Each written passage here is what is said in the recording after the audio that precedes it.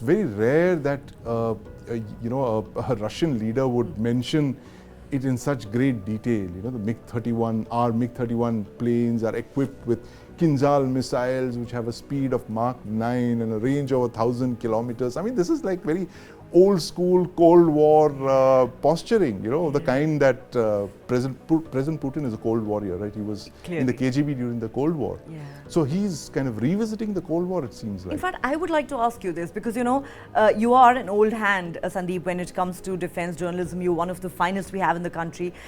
You've covered these stories very closely. Why do you think that Putin is looking to escalate matters the way that he is? Because he already has his back to the wall. Right. He's fighting this war against Ukraine. Yeah. He's polarized the world with that war already. He has NATO practically knocking on his door. Yes. And, you know, and then of course, not to mention the global sanctions that Russia faces.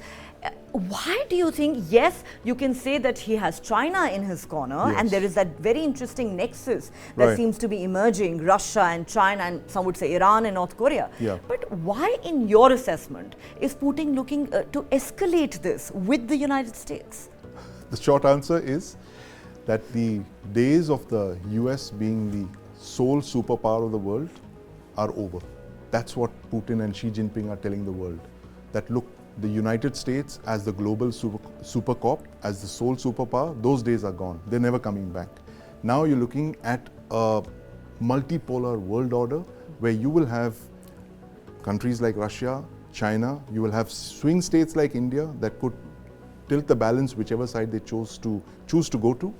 But the essential part is that after 3 decades of the post-Cold War era, when the United States held supreme, they could do whatever they want. They could go and bomb Iraq, they could go and attack Afghanistan, they could go into North Africa, but those days are over. So nothing is going to happen now without there being some kind of a response from China, Russia. And you look at the way these leaders are stacking up. You have Xi Jinping, President Putin, Iran, and North Korea. They're all the erstwhile axis of evil that they once said. Those 3 countries, Iran, Iraq, and North Korea. Iraq is out of the equation now. Now you have United States, China, Iran, and North Korea. This is the new power axis. They have a lot of contradictions. I mean, I don't think China and Russia are going to be friends forever.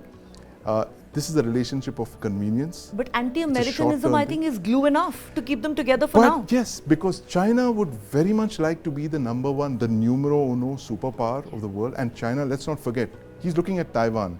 And he would very much want a conflict in the Middle East right now, so that the Americans are focused on solving that thing, putting out the fire there, while Xi Jinping makes a play for Taiwan. That could very well be the case. How many conflicts can the United States oversee? In fact, this question was asked to President Biden before he landed in Israel. And he said, we're the United States, you know, we can fight 2 wars, 2 conflicts is nothing. We're the most powerful nation in the history of the world. That's the case. The United States is the most powerful nation in the history of the world. I don't think there's ever been a power as preeminent and as supreme as them.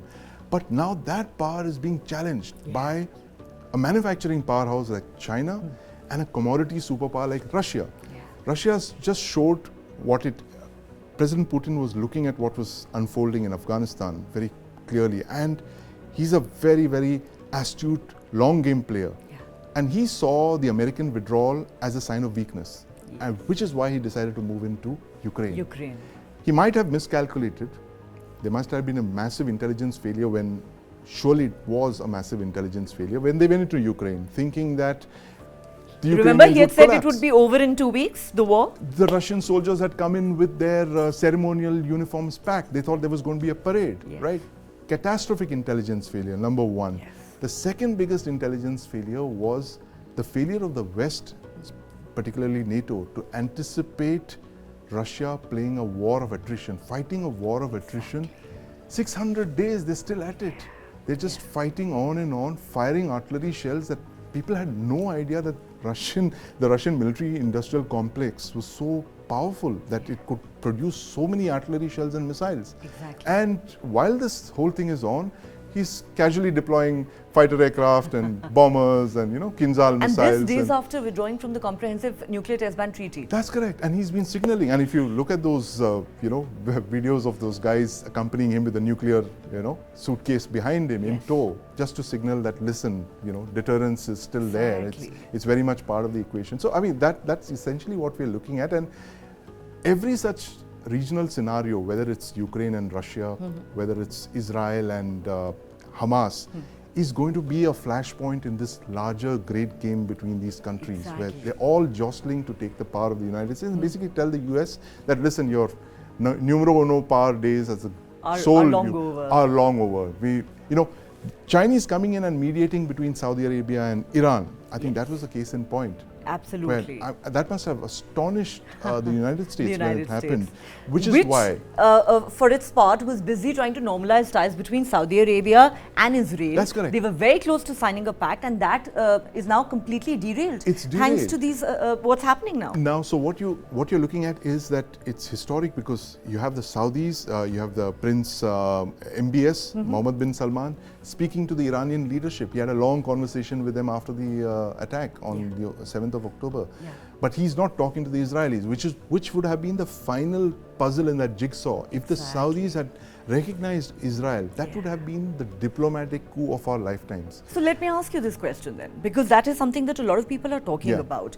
That, you know, the Israelis keep saying that Iran is the quote-unquote head of the snake. Right. They are the ones who've orchestrated these attacks by Hamas. Hamas couldn't have done this on its own. Now, there is plenty of reason to believe, Sandeep, that they were never going to let normalization of ties happen between Saudi Arabia and Israel, and that it works to their advantage if this entire process gets derailed, which it now has. Absolutely, and they stand to lose the most. Iran stands to lose the most if Saudi Arabia gets into the same camp as Israel, which is the American-sponsored peace process, right? This was their last bet for breaking that alliance, and we're very sure, given what's happened on 7th of October and this horror that's been unfolding in Gaza, the relentless bombing campaign, there's no way a Saudi head of state or a crown prince can be seen talking peace with Israel for the next couple of years.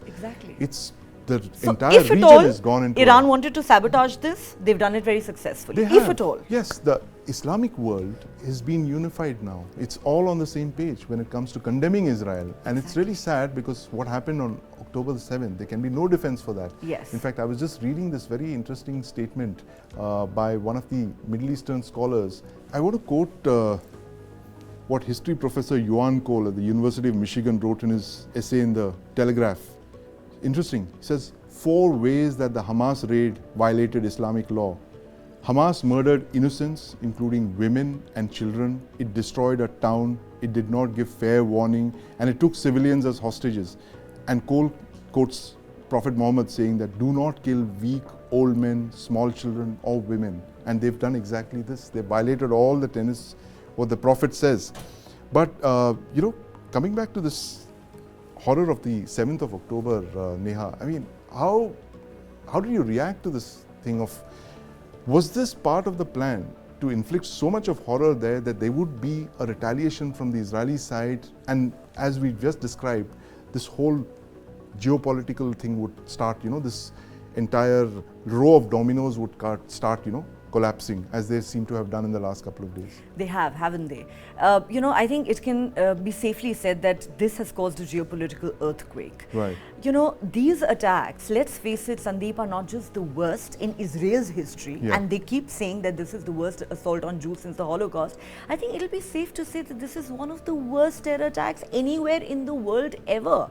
It is not without reason that the Israelis are likening Hamas to ISIS and Al-Qaeda and saying that they are even worse. Yes, we've seen Al-Qaeda and ISIS behead people and film it in the past. But I have to say there are no words, Sandeep, to describe the butchery, the savagery and the barbarism that was displayed by those Hamas terrorists when they went about slaughtering innocent Israelis on the 7th of October. You know, it's not just men they went after, the torture they inflicted on women, the brutal rapes, parading them. What explains beheading of babies? You know, there was this debate for days whether this actually happened. Fact of the matter is, it did happen. And, you know, there is absolutely, it's not something that, you know, the human mind can even begin to comprehend or fathom. The kind of savagery that they displayed, burning people alive. Those are videos that have been going viral on the social media. And Sandeep, even though you and I, having been journalists for so long, are sort of inured, unfortunately, to bloodshed and violence, but I must confess, I had to look away. Every time a video like that played out before my eyes, I had to look away.